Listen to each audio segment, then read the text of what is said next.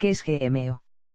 Un organismo modificado genéticamente, abreviado OMG, o GM o GMO, este último del inglés Genetically Modified Organism, es aquel cuyo material genético es manipulado en laboratorios donde ha sido diseñado o alterado deliberadamente con el fin de otorgarle alguna característica específica.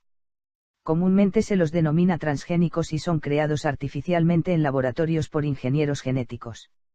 Las técnicas de ingeniería genética que se usan consisten en aislar segmentos del ADN, material genético, para introducirlos en el genoma, material hereditario, de otro, ya sea utilizando como vector otro ser vivo capaz de inocular fragmentos de ADN, Agrobacterium tumefaciens, una bacteria, ya sea bombardeando las células con micropartículas recubiertas del ADN que se pretenda introducir, u otros métodos físicos como descargas eléctricas que permitan penetrar los fragmentos de ADN hasta el interior del núcleo, a través de las membranas celulares. Al ser la manipulación en el material genético, este es hereditario, puede transferirse a la siguiente generación salvo que la modificación esterilice al organismo transgénico. Ventajas.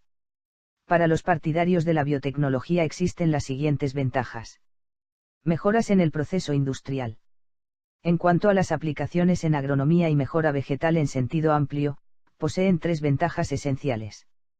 Una gran versatilidad en la ingeniería, puesto que los genes que se incorporan al organismo huésped pueden provenir de cualquier especie, incluyendo bacterias. 4.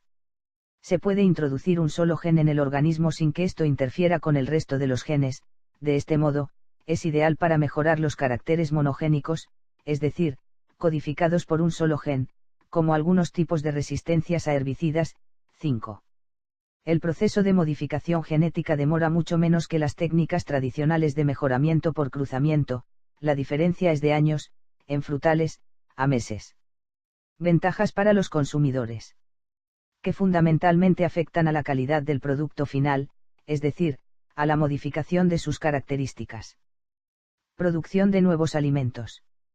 Posibilidad de incorporar características nutricionales distintas en los alimentos. Vacunas indiscriminadas comestibles, por ejemplo, tomates con la vacuna de la hepatitis B. 6. Ventajas para los agricultores. Mejoras agronómicas relativas a la metodología de producción y su rendimiento.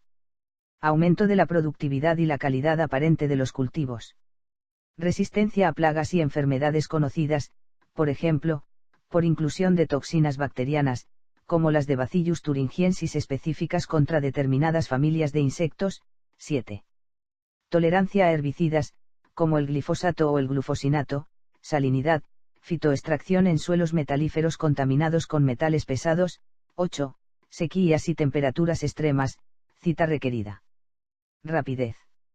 El proceso de modificación genética demora mucho menos que las técnicas tradicionales de mejora por cruzamiento, que requiere varias generaciones para eliminar otros genes que se introdujeron en el mismo cruzamiento. Cita requerida. Ventajas para el ambiente. Algunas variedades transgénicas han permitido una simplificación en el uso de productos químicos, como en el caso del maíz BT, donde el combate de plagas ya no requiere el uso de insecticidas químicos de mayor espectro y menor biodegradabilidad. 9. Nuevos materiales. Además de la innovación en materia alimentaria, la ingeniería genética permite obtener cualidades novedosas fuera de este ámbito, por ejemplo, por producción de plásticos biodegradables y biocombustibles. 10. Inconvenientes. Según los opositores a los transgénicos existen los siguientes inconvenientes. Resistencia a los antibióticos. Para localizar las células en que se ha incorporado y activado el gen introducido, un método común es la introducción de genes que determinan cierta resistencia a unos antibióticos, de modo que al añadir el antibiótico sobreviven solo las células resistentes, con el gen de resistencia incorporado y activo, y probablemente también con el gen que se desea introducir. Dicho método se utiliza con el fin de verificar que el gen de interés haya sido efectivamente incorporado en el genoma del organismo huésped. Estos genes acompañantes son denominados marcadores, y no son necesarios para el resultado final, solo simplifican el proceso para lograrlo.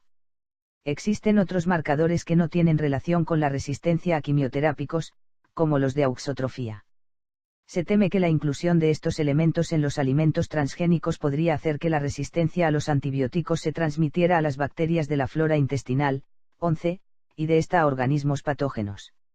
No obstante, por orden de la FAO, los alimentos transgénicos comercializados deberían carecer de los mencionados genes de resistencia. 12. Mayor nivel de residuos tóxicos en los alimentos. Los cultivos de OMG conllevan un mayor uso de pesticidas. Un estudio basado en los datos del Departamento de Agricultura de los EUA ha demostrado que, en 2008, los cultivos transgénicos han necesitado un 26% más de pesticidas por hectárea que las variedades convencionales. 13. La posibilidad de usar intensivamente insecticidas a los que son resistentes los transgénicos hace que se vean afectadas y dañadas las especies colindantes, no resistentes. No obstante, existen evidencias científicas de que los cultivos de transgénicos resistentes a insecticidas permiten un menor uso de estos en los campos, lo que redunda en un menor impacto en el ecosistema que alberga al cultivo. 14. Posibilidad de generación de nuevas alergias. Un estudio científico de 1999 mostró la posibilidad de que los alimentos transgénicos produjeran algún tipo de daño.